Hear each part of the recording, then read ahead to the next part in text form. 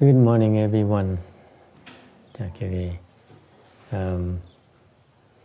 Today, some of our students went up to the city of 10,000 Buddhists. I think last night they started. Tối hôm qua thì phải một số của chùa, Phật tử ở chùa đi tới Vạn Vật Thành.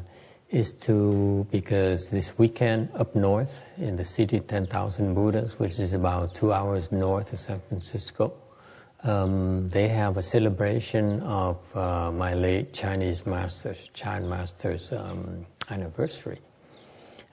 Tại vì họ có cái giỗ của Hòa thượng Tiên Hóa. He's the one that Huệ Dạng, the last Huệ Dạng patriarch, Chan patriarch. Ngài là vị cái tổ sư của Thiền tông dòng Quy Ngưỡng. And that's where we learn our Chan meditation techniques from. Cái đó là học cái thiền, công phu thiền của Ngài Tiên Hóa. And he is really by far the best Chan meditation master I've ever met alive in person. Ngài bây giờ thầy mới thấy là một cái vị thiền sư mà giỏi nhất về thiền mà thầy đã có cái vinh dự để gặp được lúc Ngài còn sống. And it's interesting because he trained a lot of his pupils when he was alive. Lúc Ngài còn sống đó, thì Ngài huấn luyện rất nhiều đệ tử. And he produced many advanced Chan masters. Ngài đào tạo rất nhiều cái người thiền sư giỏi lắm. Male and female, đàn ông đàn bà đều có hết. Caucasians, Asians, you name it, da trắng, da vàng, đủ thứ hết. And I only had the chance to meet him about a few times in person. Cá nhân thầy gặp được Ngài được có vài lần thôi, 4-5 lần thôi. And he taught me 4 or 5 times. But after he died, nhưng đều sau khi Ngài chết rồi, amazingly, I felt his presence in guiding me for the last 20 years. Sau khi Ngài qua đời rồi, Ngài viên tịch rồi đấy, thì thầy biết là Ngài vẫn âm thầm huấn luyện cho thầy. So this is a state of really a very advanced Chan meditation teacher. Cái cảnh giới một cái người thiền sư rất là cao. And so I saw how he trained me through his Chan, his Huệ Dạng lineage. Nhờ vậy thầy mới thấy được cái cách huấn luyện của cái dòng Quy Ngưỡng. Okay. We hope to continue. I hope to continue to continue the training. Thì hy vọng là tiếp tục tu cái pháp đó and pass on what I know in terms of Huệ Dạng lineage, Huệ Dạng training lineage. Hy vọng sẽ có cái cơ hội để truyền lại cái hiểu biết đó cho cái đời sau. Because it is very beneficial. Nó có lời dễ sợ lắm.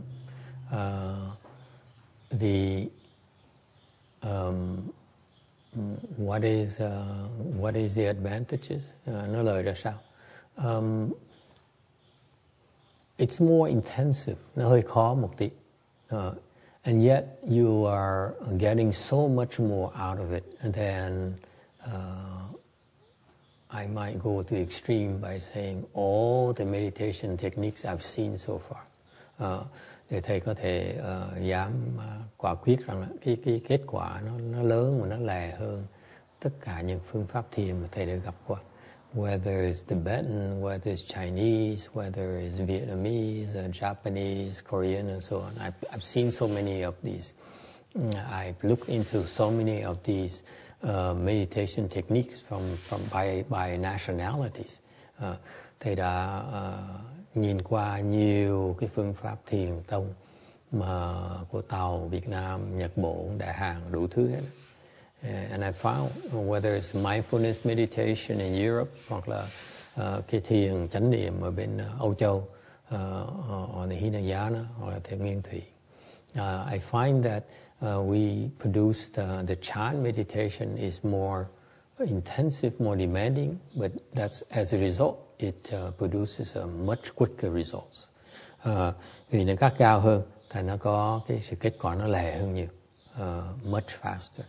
So and this is what as a Western educated person, cá nhân thầy là theo cái sự giáo dục của người Tây phương.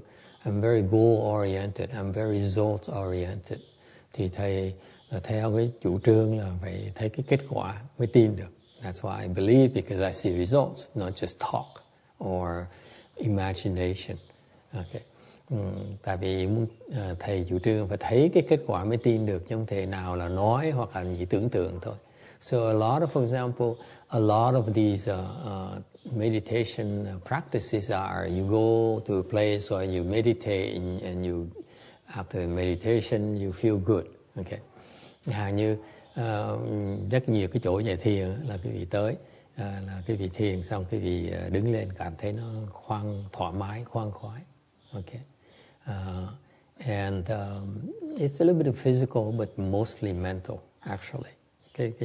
Cái phương pháp như vậy nó có một tí lợi ích trong cái cơ thể, nhưng điều đa số toàn là cái tưởng tượng quý vị không.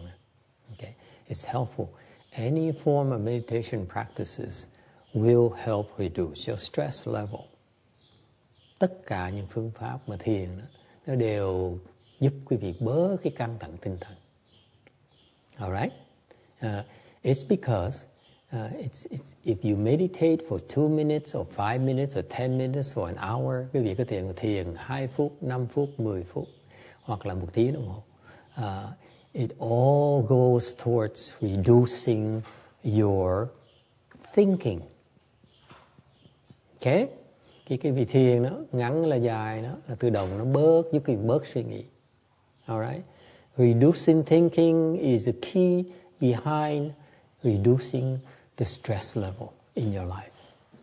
Thì nếu quý vị mà bớt suy nghĩ đó, cái bớt suy nghĩ đó là cái căn bản của cái sự suy giảm của cái tinh thần căng nặng của quý vị. You get stressed out because you cannot let go. Okay. You keep on thinking about it. Quý vị căng thẳng tinh thần là tại vì quý vị không thể bỏ nó xuống được, phóng hạ được. Quý vị không thể ngừng suy nghĩ về cái chuyện đó. Yes? You cannot stop worrying. Quý vị không ngừng được cái lo âu. Right? You cannot stop being afraid. Okay? Obsessively thinking about it.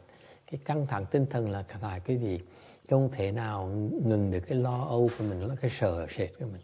Là cái đó thành quý vị cứ suy nghĩ đó hoài. Okay? You're spinning your wheels. Okay? And meditation is a natural process where when you meditate, every time you meditate, your thoughts naturally reduces over time. Okay? Thành lúc quý vị thiền đó, tự động cái óc suy nghĩ, cái óc quý vị tự động nó bớt suy nghĩ. You cannot help it. Okay? You naturally reduce your thinking. Okay? Whether you like it or not. Okay? Muốn tự động nó bớt suy nghĩ. Okay? And how quickly you reduce your thinking depends on your skill level. Cái bớt suy nghĩ quý vị nó bớt lẹ chừng nào tùy cái trình độ của quý vị. Okay?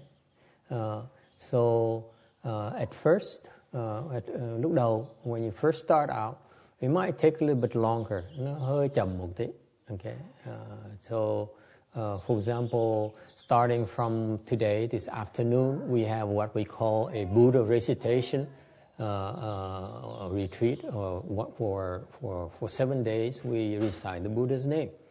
Như sau chiều nay bắt đầu 1 giờ chúng tôi bắt đầu có cái Phật thất là cả ngày niệm Phật. The process of when we go through the process of reciting the Buddha's name for all day, chỉ ngồi mà niệm Phật cả ngày. When you do that, naturally towards about the end of the day, or maybe the second or third day, naturally your mind becomes so relaxed. Cái vị mà niệm Phật như vậy, sau khi 1 ngày hoặc là 2 ngày hoặc là 3 ngày, tự động cái óc mình nó trống ra, và and you become relaxed and you have no more stress. Một những cái căng thẳng tinh thần nó biến mất luôn. Okay, it's very very interesting. It's a natural process of doing and repeating the same thing over and over again all day has that kind of magical effect. Như vì niệm Phật không thì chú tâm cái hồng danh Phật không, trong thời gian lâu dài tự động đó cái tâm mình nó trống ra. It's really, really magical. Okay, that's one way. Or if you have, and that's why reciting Buddha's name, you teach reciting Buddha's name as part of chant meditation because it really, really works. Bởi vì chúng tôi mới dạy cái thiền niệm Phật nó rất là hiệu nghiệm, tại nó rất có nó rất là tuyệt vời. And or if you have a little bit more, if you're more skilled, nếu quý vị có cái công phu hơn một tí, you know, you will naturally enter samadhi, quý vị sẽ nhập được định, and you have your stress will just goes away just like that. Quý vị nhập định một cái là cái căng thẳng tinh thần nó biến mất ngay lập tức. You exit samadhi, quý vị xuất định một cái. So you enter samadhi, could last for maybe a second or two, could last for a few minutes, could last for an hour. Nhập định có thể có vài giây, có thể là vài phút, có thể là 1 tiếng đồng hồ. Regardless, when you exit samadhi, quý vị xuất định một cái, your body is invigorated, thì cái thân quý vị đó nó sẽ sung sức lên, and your mind calms down. Cái tóc quý vị, cái tinh thần quý vị tự động nó lắng xuống ngay lập tức. Okay, so that's why it's a very useful skill to acquire for all of us. Thầy khuyên quý vị nên thiền như vậy đó. Đó là một cái công phu rất là quan trọng trong cuộc đời chúng ta. Okay, any questions? Ai thắc mắc gì không? What are the results? Kết quả là gì? I've seen it in people. That's why I continue to teach, personally teach you. Thầy thấy kết quả nhiều, thầy mới đích thân cái dạy cái vị mỗi tuần như vậy. Every week I spend time teaching all of you, and I said, how much longer are you gonna get up there? Mỗi tuần thấy quý vị không biết chừng nào quý vị mới lên trình độ cao hơn một tí. Okay, I get impatient. Oh my God, how much longer do I need to do? It's been 12 years now. Đã dạy 12 năm trời rồi. And yet, no one is enlightened yet. Chưa thấy ai giác ngộ hết. That's the ultimate, by the way. If you become enlightened, quý vị mà giác ngộ một cái, okay, you are a superior person. You know, quý vị là phi thường, con người phi thường. This is what chant meditation will bring you all the way from where we are, you know, Mr. Trump level. Because he has zero samadhi power. Does it surprise you?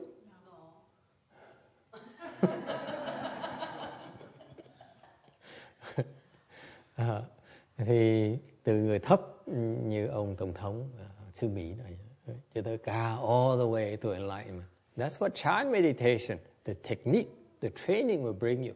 Cái thiền nó như vậy thưa quý vị, nó từ không, trình độ không như ông Tổng thống xứ Mỹ này, sẽ tuốt lên cái giác ngộ luôn. Okay? That's a full range. Okay. And that young lady left already where Shana used to sit or behind her. Có cái cô người Hoa đó. She came here about 3-4 weeks ago. Tới đây 2-3 tuần, 3-4 tuần rồi. And I don't know why she left early. Maybe she left early because she brought her own daughter for the first time today. Ngày này thấy cô đem đứa con gái tới.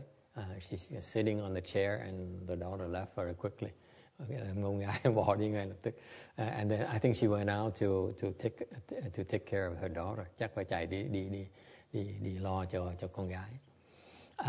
She came to the Buddha recitation thing. Cô tới cái niệm Phật. And then she heard about and then we asked during the Buddha recitation, we cross our legs. Lúc mà niệm Phật á, xếp bằng một cái. And we only cross our legs for about 15 minutes. Chúng tôi chỉ xếp bằng có 15 phút thôi. Something like that. Maybe 20. Maybe 30. I don't remember. Okay? And when we got up, her legs hurt. She couldn't walk. Xả chân ra, cái chân nó đau quá. Nhúc nhích không được, đi không được nữa. So we were walking around. See, we walk so that it reduces the pain in your legs, discomfort in your legs. Chúng ta đi nhiều để nó bớt đau chân, nó bớt khó chịu một tí. She couldn't even walk, so she sat there way in the back. Đau quá, ngồi yên sau. And so I walked around, I got around to her and I said, the leg pain is very good for you. Thầy mới tới mới nói với cô đó là cái chân nó đau nó tốt lắm. It heals your illness. Nó chữa bệnh. And makes you increase your energy level. Cái chân nó đau thì ra nó thốc cái khí lên, thành cái gì sung sức hơn nhiều. Your energy level actually increases if you're willing to endure the leg discomfort. Cái thiệt ra cái sinh lực quý vị nó tăng trưởng nếu mà quý vị nhẫn chịu cái đau đó. I guarantee you, it happens every single time. Mỗi lần như vậy. Every time you endure your leg discomfort, your leg pain a little bit more, your energy level increases a little bit more. Cái sự thật nó rất giản dị thưa quý vị. Quý vị ngồi đó mà nhẫn chịu, cái chân nó khó chịu, nó đau hơn một tí nữa, thì cái sức lực quý vị nó tăng lên một tí nữa. Right there is the result. That is why the pain, the discomfort is very, very good for you. Vì vậy, cái chân nó đau, cái lưng nó đau, nó rất là tốt cho quý vị. Do not be afraid, please. Đừng có sợ.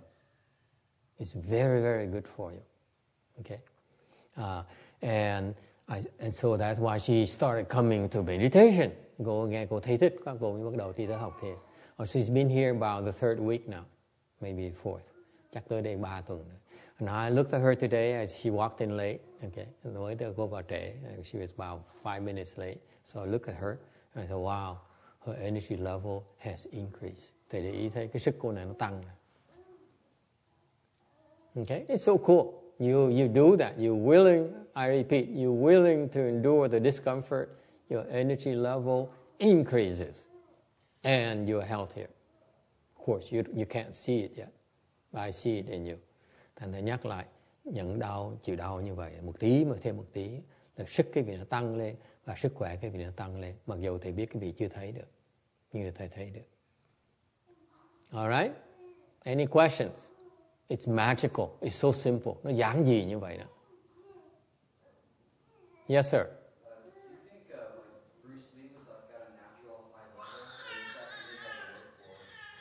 Bruce Lee is actually very low level. I'm sorry. He was my idol too. And he's so cool. Achoo! Okay? I was fascinated with this young man. Wow, he's such a cool dude. But actually, he's only third dhyana. To us, it's very, very low level. Bruce Lee có khoảng chừng tam thiền, không tới hơn tam thiền nổi. Now you mentioned, I may have to watch his movie again just to double check it. It's been a while. Ông này nhắc thì chắc bữa nào phải đi coi phim Bruce Lee lại để quát để cái trình độ ông tới đâu rồi. Okay. I know he's no longer in third because most martial artists are way below 3. Tại vì tất cả những cái người mà võ sĩ đều dưới tam thiền. Okay. What's third dhyana? Third dhyana meaning he's lower than fourth dhyana. Tam thiền có nghĩa là chậm hơn tứ thiền. And it's certainly much slower than fifth or sixth. Có nghĩa là chậm hơn là lục, ngũ này nọ. Meaning that they get into 5 of these people, they could get in trouble. Okay. But anyway, so another example I give you, cho thầy cái gì khác. there's an old nun here. What is the reason? Why these people, they keep on disappearing on me? When I wanted to talk to them, today I look at them and say, wow, I want to talk about you. I hope you stick around. But somehow they knew they left. Rồi còn cái sư cô già nữa ở đây nè, thầy ngài này muốn nói chuyện về cô cũng biến mất luôn nữa. This woman here is, how old is she? 80, 89? Huh? 83 only? Wow, how disappointing. 83 tuổi. And she's been complaining to me about for the last 4 weeks now. Đã than phiền với thầy được 4 tuần rồi. He says, Master, during the day I have no problems. Okay, I meditate, I work, cô mới nói là ban ngày không có vấn đề gì hết á. Okay, thiền không có vấn đề, đi làm việc không có vấn đề. To the point where we put her out, is sitting in the sun here to work on the yard. Ra ngoài, we have a new temple and it has a lot of needs a lot of yard work. And có cái chùa mới mà có mấy cái sân cỏ đó, nó cần nhổ cỏ. So she and another old monk who's out there and working on the yard, picking up these the bad grasses. Để đang nhổ cỏ. And to the point where it's under the sun, dưới ánh nắng như vậy, to the point where the people who walk by complained to us and said, how could you put these old people to work? Người ta đi ngang, người ta than phiền với thầy, nói là sao mà quý vị ác như vậy? Người ta già 80-90 tuổi rồi thì để người ta nghỉ, bắt người ta làm việc. And then we had to explain to them. Thầy phải giảng nghĩa. You know what we explained to them? Biết giảng nghĩa sao? Would you like to know? You would like to know this explanation. We told them, trả lời rằng, they're not lay people, they're actually monks and nuns. Chúng tôi trả lời không phải người tại gia đó, họ là người xuất gia đó. Meaning we put the monks and nuns to work, no matter how old they are. Có nghĩa là xuất gia mà già cũng không tha. Okay. All right? So anyway, she doesn't complain ever. Going to do grasses under the sun, she never complain. Làm nhổ cỏ, nắng chang chang, không bao giờ than phiền hết đó. But then she says, it's at night. That's when I have problems. Ban đêm ngủ mới có vấn đề. I said, what kind of problem? Cái vấn đề gì?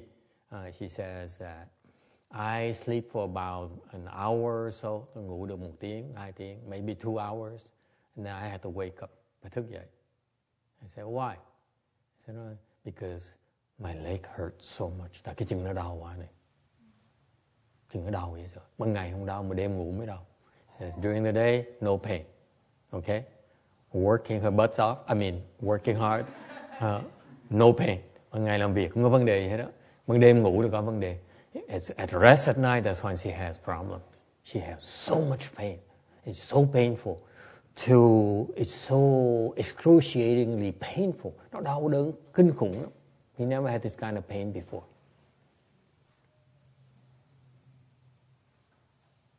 Okay? So I said, what did doctor say? Tôi hỏi bác sĩ nói sao? He said, they don't know. Bác sĩ không biết làm sao hết đó. Okay. And so I said, so what do you plan to do? Làm sao? Well, I've been going to herbal medicine. I've been going to acupuncture. Đi tới châm cứu này nọ. I said, so how does it work? Does it help? Có giúp được gì không? Nó là, yes, it helps. You do acupuncture. It helps for about 1 day. Châm cứu bớt giúp một ngày, 2 ngày. And then it's back. And then it hurts again, like hell again. Nó đau. Bớt đau 1 ngày, 2 ngày thôi. Ngày thứ 2, ngày thứ 3 thôi rồi nó đau lại. Okay. And I said, would you like to know my approach to this pain thing here? Thầy nói là cô muốn biết, sư cô muốn biết là cách chữa bệnh của thầy không? I said, yes. I said, just endure it. Nó cứ nhận nó đi. And so endure it for 2 or 3 more weeks. Có nhận 2-3 tuần nữa. And she couldn't take it anymore. Đau quá chịu không nổi. He said, if the pain is worse and worse. Càng ngày nó càng đau thêm. I say, oh, that's good. Then, oh, yeah, tốt quá. Yeah, it's good, that's good. But I can't sleep. Nó nói ngủ không được. It's a good thing. Nó tốt lắm, nó tốt lắm. This poor old woman finally had an awakening. Sau này cái sư cô này mới bỗng nhiên thức tỉnh lại. She says, I'm gonna go have a cortisone shot because I can't take it anymore. Đau quá chịu không nổi nữa. Phải đi chích cái thuốc cortisone. Okay. She even called another woman in the temple to bring her the driver to take a shot. Hẹn đi chích thuốc. I said, please don't go. Tôi nói đừng có đi. He says, boy, are you so cruel, he said. Tôi nói sao thầy ác dữ vậy? And she said, I can't take it anymore, Master. Tôi nói cô nói đau quá, chịu không nổi nữa. Con chịu không nổi nữa. I said, I had to tell her, tôi giảng cho cô biết. I explained to her, giảng cô biết. Trong ngày đó, okay, thì suy nghĩ mông lung. Cái người này thích suy nghĩ dễ sợ. During the day, she's a thinker. Người suy nghĩ dễ sợ lắm. Okay? Like all of you. Yes? You think a lot during the day, don't you? Trong ngày quý vị suy nghĩ, right? Dùng cái óc mình nhiều lắm phải không? Except for the nun back there. She... Okay? During the day, you think so much, I told her. Tôi nói thầy nói ban ngày cô suy nghĩ nhiều lắm. Okay? And that's why you have no problem. Bởi vì không có vấn đề gì hết. When you sleep at night, ngủ ban đêm ấy, what happens? You think, you stop thinking. Không có nghĩ nữa, không suy nghĩ nữa. And that's when your chi is so strong that it attacks, it heals your problem. Và khí nó mạnh lên thì nó mới đau nhức cái xương. That's why it hurts to the bone marrows. Because it's strong enough to go deep, to the deep level. Thì khí nó mạnh thì nó chảy xuống cái vào sâu hơn được. You see that? It's stronger, that's why it gets deeper. It penetrates the bones. Vậy nó mạnh hơn, nó xuyên qua cái xương được. Did you know that? Your chi can be so strong it can get to the bone marrow level to heal the problem inside. That's why it hurt so much. Bởi vì nó mới đau như vậy. Okay? If you go to have a cortisone shot, nếu mà cô đi mà chích cái thuốc này đó, the pain will go away. Okay? Nó đau nó sẽ hết. But guess what happens? It stops healing. Nó ngừng cái chữa bệnh ngay lập tức. So I look at her and say, do you want that? Cô có muốn như vậy không? I said, of course not, Master. You believe me? Nó có tin không? Do I have to answer that? She says. Câu hỏi là con phải trả lời cho thầy là ngày hôm nay là không? I say, yeah. So I said, basically I told her, please don't go. Thầy nói, đừng có đi. Endure, nhận nó đi. It's gonna go away not much longer. Nó sẽ sắp hết rồi. It's when you are about to give up, that's when it's about to break through. Lúc mà quý vị bỏ cuộc đó, là lúc nó sắp thúc qua rồi.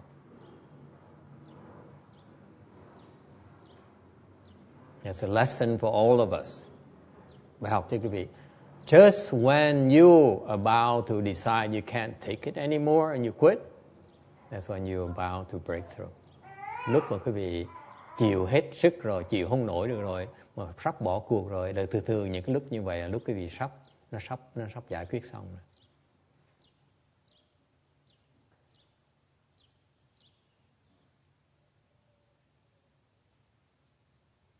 And what happened? No. Told her a few more things, thầy giảng cô thêm tí xíu nữa. She said, "Oh my God, I wish you had explained this to me earlier, so that so that I would have done it." Cô mới nói phải chi mà thầy giảng con biết sớm, con hiểu hơn một tí cho con ấy. And it's a good thing you stopped before going to take this shot. Cô nói con may mắn là thầy chặn con cho đi. I said, "Please don't tell your family, they're gonna sue me." Thầy khuyên cô hứa thầy một chuyện, đừng có kể cho gia đình biết, họ kiện thầy đó là thầy chết. I'm broke already, thầy đã hết tiền rồi. And anyway, so now so I asked her this morning, sáng thầy hỏi là hết đau chưa? He said, "Yeah, what pain?" This morning I asked her, how is your pain? He says, "What pain?" Còn cái đau gì? She forgot already. Okay, so the results are there if you're willing to follow the instruction. Kết quả nó lẹ lắm nếu quý vị mà tiếp tục cái tin tưởng mà theo cái đường mà tu. Okay, any questions? You're doing this under supervision. It's not something you do it without, in a cavaliering way. Okay, you double check. Làm như vậy là có sự hướng dẫn chứ phải làm một cách mù quáng. Okay, because we do this, we guide you because you know I went through so much. Believe me, personally, thầy nói cái này biết là tại vì personally I experienced her pain already as well. So when she said, "Oh, I have this pain," I said, "Oh, yeah, I know." Thầy hướng dẫn cái vị được là tại thầy đã từng bị những cái trường hợp như vậy rồi. Thành thầy khi quý vị giảng, thầy nói cái vị mô tả là tôi đau chỗ này, thầy biết cái đó là tại sao. Okay, I know why. That's why I can guide you. That's how I can guide you. So don't do it in a foolish way. Thành tu đừng có quờ quạng. Okay, you can get in trouble. All right. Any questions? Okay, you have no questions. We can. Can you elaborate on the dhyanas and how do you gauge and discern someone? Question is, can you talk about dhyanas and how do you gauge them? Nói về cái thiền một tí. Okay, làm sao biết? When you have zero dhyana, zero samadhi, you basically cannot concentrate. Thường cái vị không có thiền, không có định là cái vị không có chú tâm được. Okay,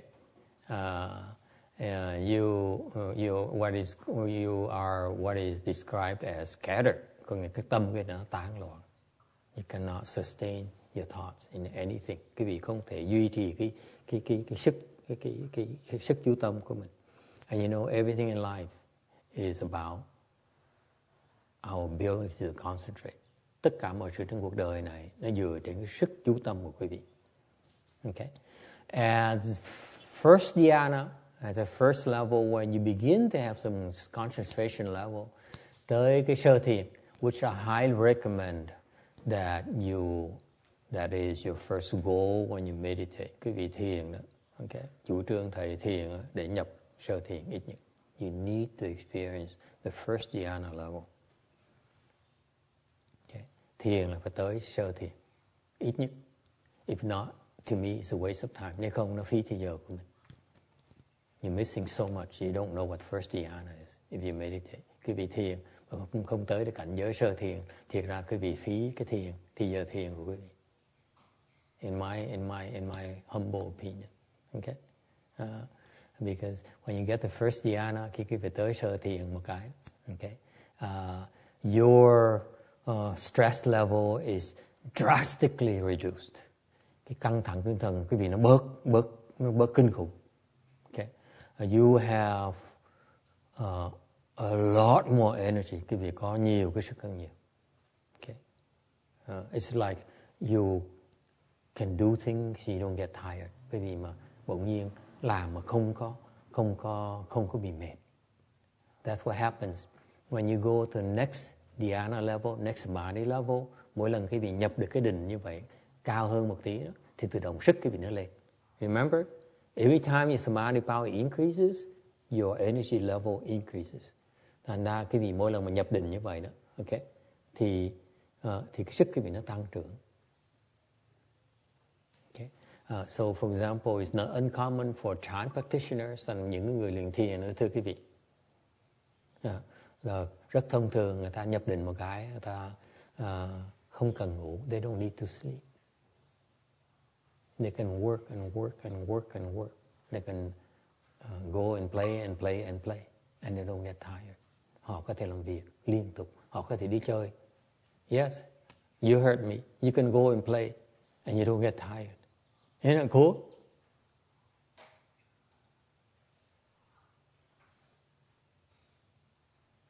You don't get tired at all. I've seen it. They don't get tired. Làm việc, đi chơi, không biết mệt, dễ sợ. I've seen it before. Okay, it's so cool. So that's why you want to keep improving. Bởi vì cái muốn tiến bộ nên như vậy đó. Okay. And so how do you recognize it? So I describe to you a general thing.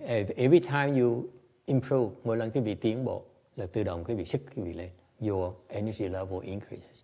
Your stamina, you have more stamina than before. Sức cái vị nó tăng trưởng lên. Okay. And you're healthier than before. Cái vị khỏe hơn lúc trước. You are healthier than before. Okay. And your head is clearer. Óc cái vị nó sáng hơn. Okay.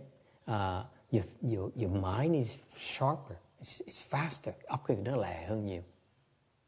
Okay. In fact, one thing that people don't realize is you do practice Chan meditation. Một cái mà quý vị không ai để ý cái chuyện đó. But others do. Others people notice it, but you don't. Thường quý vị từ thiền đại thừa quý vị ít thấy cái này mà người ta thấy cái này. People observed that you become more patient. Thường những người tới tu thiền ở đây, người ta quan sát ta thấy bọn những người tu thiền trở thành kiên nhẫn hơn. You know why? Vậy tại sao? Your wife thinks you're more patient, your husband thinks you're more patient, vợ mình nghĩ là mình kiên nhẫn hơn, chồng nghĩ mình kiên nhẫn. Why is that? Ai biết không? Huh? Absolutely. The process is to endure the discomfort, right? Rất giản dị, phương pháp rất giản dị. Mình ngồi mình nhận cái khó chịu trong người mình. Okay? You endure the discomfort. And you say, I'm going to endure it, I'm not going to quit. You hear me in the back? Nghe rõ không? Ở sau nghe rõ không? Mình thiền mình ngồi mình nhận cái khó chịu trong người mình. Mình không chịu bỏ cuộc. Okay? And that's why you become naturally more patient. Vì tự động cái vị kiên nhẫn hơn. People are impatient because they cannot take it anymore, right? Mình không thiếu kiên nhẫn tại mình chịu đựng không nổi nữa. Because whatever that say, you cannot take your wife nagging that much more. Như vợ mình căng nhằn quá, mình khó chịu vậy sao? You just can't take it. Nó khó chịu vậy sao? Okay. So because it hurts inside. Tại vì cái tâm mình nó khó chịu. You see, your mind cannot endure that pain. That's why you become impatient. Óc quý vị nó chịu đựng không nổi nữa. It's not physical, it's the mind. Think about it. Mình chịu đựng được là không phải là cái thân mà thiệt là cái tâm, right? You decide you can't take it anymore. Your body didn't tell you so. Your mind tells you to quit. Cái tâm quý vị nó đòi bỏ cuộc. Cái thân quý vị đâu có sao đâu. The body says, oh, it hurts like hell, but so what? Cái thân mình nó chân nó đau vậy sợ như đâu có sao đâu.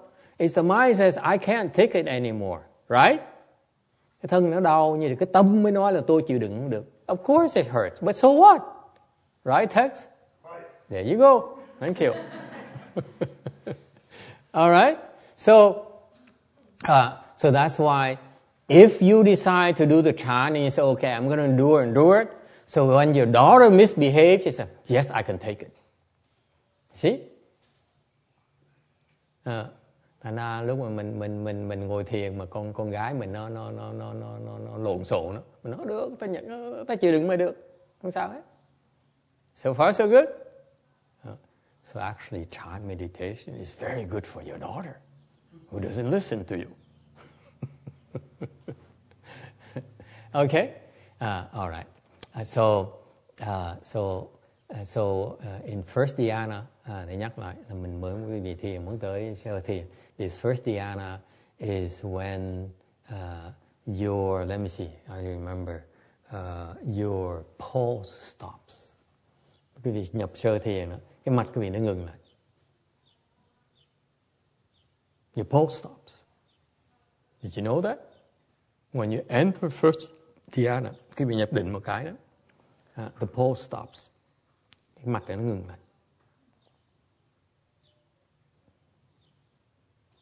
So next time you think you're in first dhyana, you am I in first dhyana?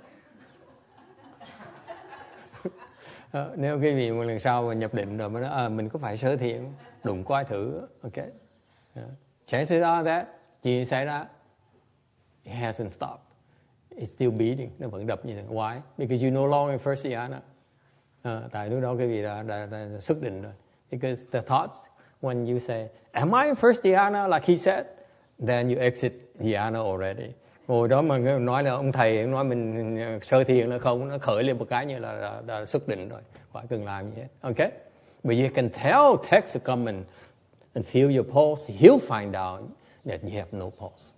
Mà người khác tới mà rờ cái tay cái vị coi, okay, gỡ cái bàn coi, bắt mạch cái vị coi, okay, là cái vị không có mạch. Okay? That's first dhyana. Physically, it happens. Nó xảy ra như vậy. Okay? And then when you end the second dhyana, cái vị tới nhị thiền, your breathing stops. Ngừng thở. Okay? The breathing stops.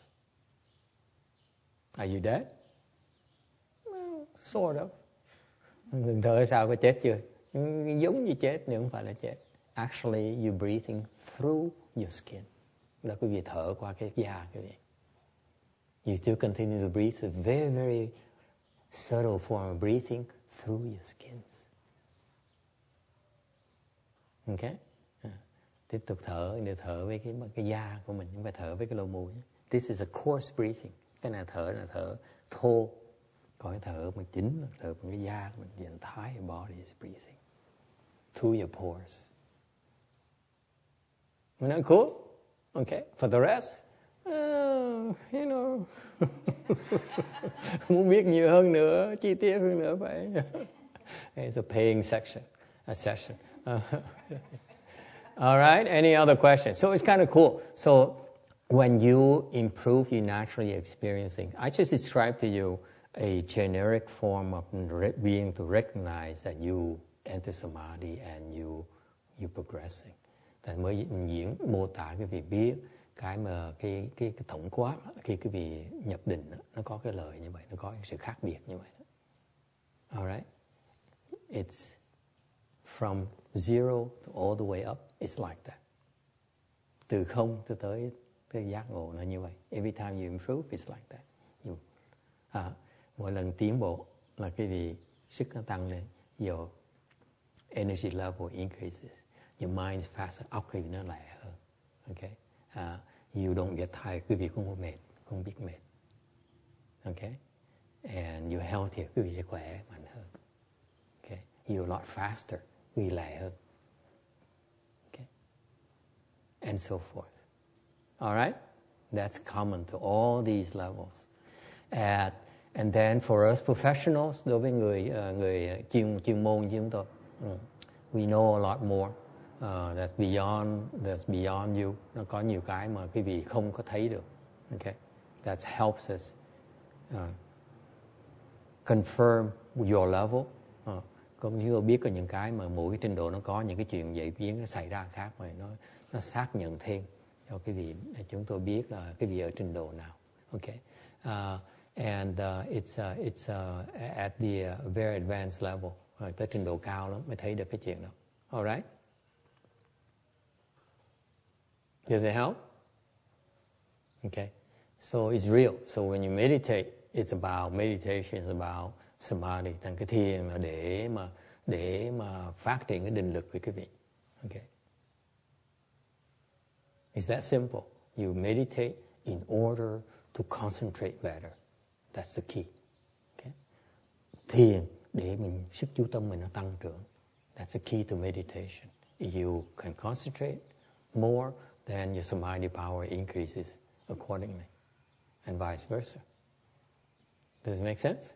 And all the good things happen naturally. And những chuyện khác tự động nó xảy ra. All right? Yes. Thầy, khi mà mình ngồi ngủ thì giữa khi mà ngồi ngủ và cái lúc mình tỉnh táo thì là cái chênh lệch như thế nào? What is the difference between sleeping, you meditate and you fall asleep, ngồi thiền mà ngủ gật phải không? Yeah. She used a very polite term. We call it dozing off while meditating. Gọi là ngủ đang thiền mà ngủ gật. And versus entering samadhi hoặc là nhập định nó khác nhau như nào? What is the difference? I wouldn't know, it never happened to me. Thầy không biết chuyện đó tại chưa bao giờ xảy ra. Why I teach you from what I went through? Cái thiền là mình phải đi qua mình mới dám nói. Còn mình nói tầm bậy tầm bạ là chết á. If I describe you to you what I went through, so if I fabricate it, I can't do that. I go to the hell, what we call a very bad place for us. Mấy ông thầy như chúng tôi mà nói tầm bậy là đọa địa ngục á. So I don't think I ever dozed off while meditating. What? You don't believe me? Thầy nghĩ là chưa bao giờ ngủ gật hết đó. I wish. Phải chi mà như vậy. What do you think? Khác biệt chỗ nào? This lady knows. Cô này biết nè.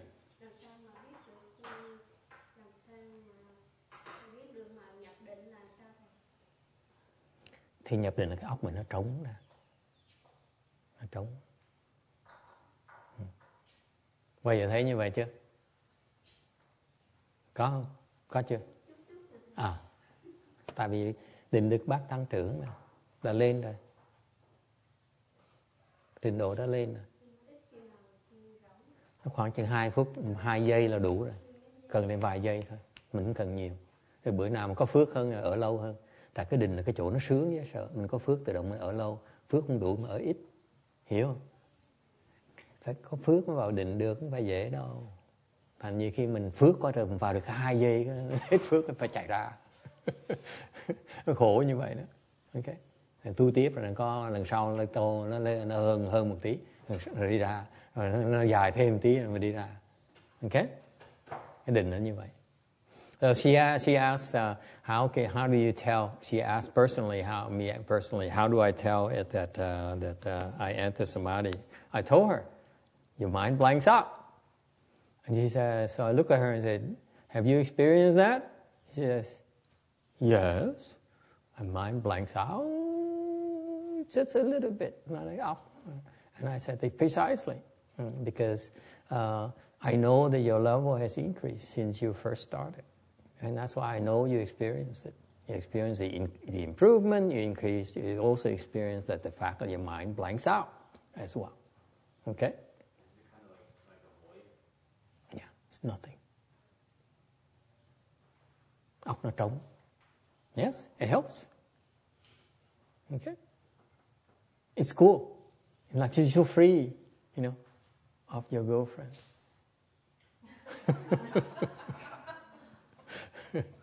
Mình trống, mình không có lo gì nữa. Quên hết tất cả mọi sự. Nó tự do. You're so free. Really. Okay. All right. Any other? She says, so what is the difference in sleeping and entering samadhi? Khác biệt giữa ngủ gật với nhập định là sao? YK, what's the difference? She does it a lot. Cái cô quay, cô làm gì hoài? Huh? What's the difference? You don't know? Huh? No snoring. Không có ngáy. Speaking from experience, I'm sure. Nói từ kinh nghiệm đó. You see, folks, the you newcomers, we are a bunch of weirdos. Cái gì tới tưởng chúng tôi ghê gớm, thiệt ra là ngáy khò khò với nhau, thì ngồi ngáy khò khò với nhau. Yes, any other question here? Yes. I think when we sleep, we think a little bit, completely nothing. The difference is very simple. Nó khác biệt như thưa quý vị. If you sleeping versus entering samadhi, if you enter samadhi, your head feels lighter than when you sleep. Quý vị ngồi đó mà nhập định đó, lúc mình thức lại, when you wake up, what so-called wake up, you come back, you come to, your mind is lighter, and then you're sleeping. Lúc mà sau khi mà xuất định thì cái óc quý vị nó nhẹ và nó sảng khoái hơn. Then when you were sleeping, and your energy is, you feel much better rested than you're sleeping. Và cái lúc đó cái sức quý vị nó nhiều hơn là khi quý vị nghỉ sau khi ngủ. Yes or no? Raise your hands. This you're creating bad impression of these newcomers. Okay, so that's why meditation. If you have as you become more experienced, meditation is more preferable to sleeping. Bởi vậy quý vị biết không, ngồi thiền nó có lợi hơn là ngủ. You will naturally doze off and snore like hell. Quý vị tự động ngồi thiền, tự động mà mệt ra tự động sẽ ngủ mà ngáy khò khò. Don't worry about it. Đừng có sợ. Alright? You wake up just as fresh, as well rested.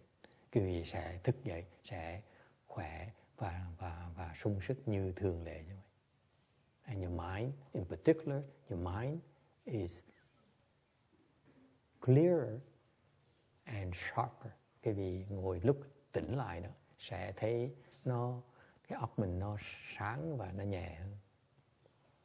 Sleep is a mix. When you wake up from sleep, usually our mind's a little bit groggy, right? Mình ngủ thường nó óc mình nó hơi chậm thế, right? You say, give me a minute, let me have a cup of coffee first, right? Người ta thức mình dậy, nó cho tôi ly cà phê đã, xong mình nói chuyện sau, right? But if you wake up from meditation, ngược lại cái gì mà you come to from meditation, thiền xong một cái, open your eyes, okay? You can fly right away. Quý thể lái máy bay được ngay lập tức được nữa. Okay? All right? Isn't that cool? All right. So work hard. Làm cái gì tin tưởng đi. Cái tu như vậy thì khó mà tu. If you practice meditation and you're serious about it, it's well worth your while. Làm cái gì mà thầy nghĩ cái gì mà muốn chịu khó tu, nó có nhiều cái lời dễ sợ lắm.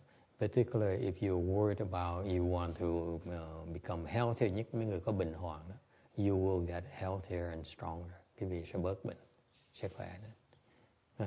If your energy level will increase, cái sức cái vị nó sẽ tăng trưởng lên. And if you enter samadhi, it feels great. Okay, cái vị nhập định nó sẽ rất là sung sướng. Okay. Yes. I sit at home for every day, 1 hour to 1.5 hours every day. In full lotus? Yes, in full lotus. You put so much pressure on us. She said she sits in full lotus for an hour and a half every day. And I said, that's too much pressure on us left home people. You know that most helpful people don't even do that. Quý vị biết đại đa số những người xuất gia không làm được như vậy đâu. You know that? Most monks don't do that. Most of them. Continue. And I concentrate on my breath. I try very hard to concentrate on my breath. And afterwards, I feel very tired for maybe I will take 20 minutes to recover. Is that normal? When I was hearing from you, you should feel light or... Yeah. No, I don't feel that way. I feel very tired, fatigued afterwards. Well, there's always anomalies. Am I doing something wrong?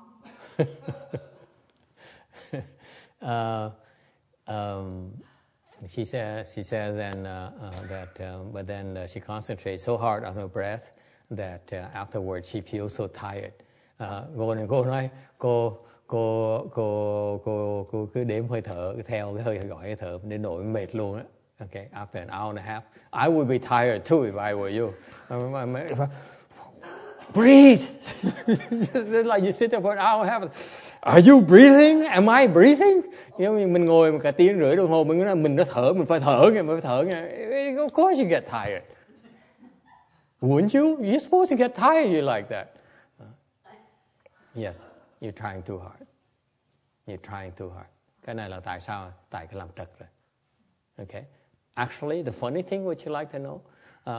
The proper way of concentrating your breathing is simply to be aware of your breath.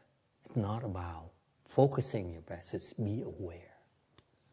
That's why I don't teach it because most of you mindfulness meditation, breath counting people, you guys are crazy. You guys don't know how to do it. So I don't want to destroy all the teachers out there.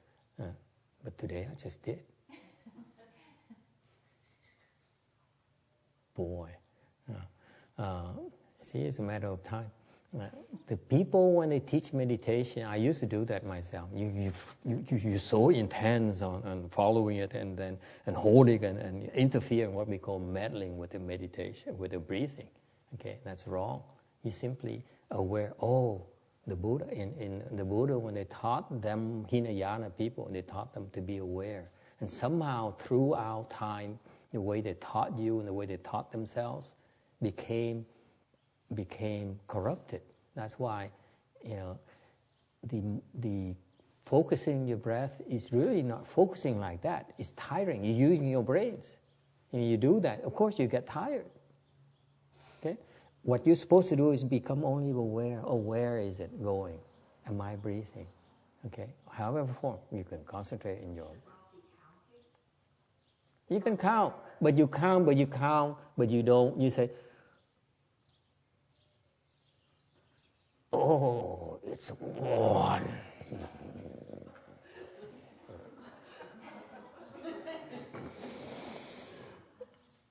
2. This is the martial arts. Cái này không phải là võ. You see that? That's what these people do. I used to do that myself. Okay? But I couldn't concentrate for an hour and a half like this woman does. Thank God. I gave up. Okay? You're supposed to be aware only. Okay? And that's why I don't teach breath counting because then people would complain, you're not teaching in the way that my teachers taught me. All the teachers teach us. Because they don't understand how to do breath awareness, breath counting. Originally, the way that the original teaching from our Buddha is that you become aware. You don't just count like that. It's just too much work, too much mental activity. That's why I don't like it. That's why I don't teach it anymore. If you want, I can teach you how to do it properly. But then, if you only aware of your breathing, that's all you do. See, it goes down and it stays there and goes up. You follow it. You don't do anything. Sometimes you have a false stop. It stops here and it goes up. Okay? You follow it naturally. That's all you do. You're not supposed to. Oh, right there. Oh, I can see it. Oh, yeah. Keep going. Okay? That's why you're tired. Just relax and follow. Just follow it. The simpler way is to recite the Buddha's name or recite God's name. I don't care. You recite anything you want. Okay? And naturally, your mind will relax. If you follow it, naturally your mind will relax. Same thing. Yeah?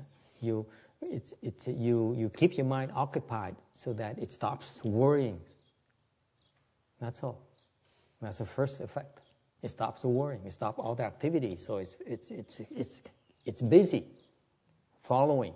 Or it's busy reciting Buddha's name. It's very simple. That's all you have to do. Stop trying so hard, okay? Poor woman. You mentioned an hour and a half. Is 2 hours more efficient than 2 separate sessions of 1 hour, or is it equivalent, or is it more? One stretch is better than 2. Why? People ask this question a lot, but I couldn't find a good answer until today, I think. Người ta hỏi thầy hoài là làm một tiếng lợi hơn hay làm 2 lần nửa tiếng lợi hơn. Why is it better at text? Why is it better? Why is it better to do one stretch instead of breaking it up in the middle? Well, first off, you're developing more patience by continuing. Okay, keep trying. Yes. Anyone else? Why is it better? Quickly. We need to go to lunch, folks. We don't have time. We have all day. Yes. More pain? No, not necessarily. Yes, but what's the reason? Why is that? It's very simple. Imagine you sit for an hour and a half, for a half hour, and then you say, okay, that's enough. Let's take a break and sit for another half hour. That's full hour, right? Versus 1 hour straight. What's the difference? Difference is that in the middle, you said, let's stop. That's the only difference. Why do you produce a false start right in the middle? You're programming yourself to fail. Whereas you sit there and the thought says, oh, let's quit and take a break and then do it later, okay? And you ignore that thought, then you are doing it right. The people who stop are the ones who are doing it wrong. You're supposed to say, oh, let's take a break. Ignore it. Or let this woman here, the breathing, oh, I got to hear. And oh my God, I'm not breathing anymore. You ignore it. You see, you're only aware of it. If you stop breathing, you will ignore it as well. You hear me? When you at some point in time in the future, if you keep on following this, you realize, wait a minute, I'm not breathing anymore. You even ignore that as well. Like I taught Julie here, okay? When she gave birth to the child and someone says, oh my God, he only had one eye. You say, uh-huh. You got it? You ignore it. You're just only aware, but you don't do anything. Is it clear? Thành thầy giảng là cái thiền là cái vị chỉ ý thức cái hơi thở mình thôi, đừng có theo nó là cái vị chất mà trật rồi. Thành bên nguyên thủy họ dạy, mấy thầy dạy hơi trật tí họ theo, họ kiềm chế hơi thở, họ can thiệp hơi thở. Thiệt ra Đức Phật dạy là mình chỉ ý thức nó thôi. Ý thức có nghĩa nhiều khi nó dài, nó chạy xuống cái đăng điền, nhiều khi nó ngừng lại đây, nhiều khi nó ngừng lại đây. Tới trình độ mà quý vị mà nhiều khi thấy trình độ cao hơn quý vị thấy mình ngừng thở lại cũng không cần làm cái gì hết luôn nữa, để yên nó, mình tắt thở mình để yên nó luôn nữa. Ok, cái đó mới gọi là quán thở. That is called breath counting, is that way. You only aware, you don't do anything. Okay, chỉ biết thôi, đừng có làm gì hết. Don't meddle with it. Okay. All right. Thank you for coming. No more questions. We have to go to lunch. Sorry. Mình phải đi ăn trưa. Okay.